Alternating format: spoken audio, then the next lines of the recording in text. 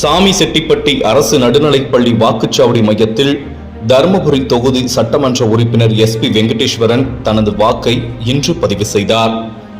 பாராளுமன்ற தேர்தலுக்கான வாக்குப்பதிவு தருமபுரி மாவட்டத்தில் உள்ள தருமபுரி, பெண்ணாகரம், பாலக்கோடு, பாப்பிரெட்டிப்பட்டி, அரூர் மற்றும் சேலம் மாவட்டம் மேட்டூர் ஆகிய 6 தொகுதிகளில் இன்று காலை 7 மணிக்கு துவங்கிய வாக்குப்பதிவானது தொடர்ந்து விறுவிறுப்பாக நடைபெற்று வருகிறது.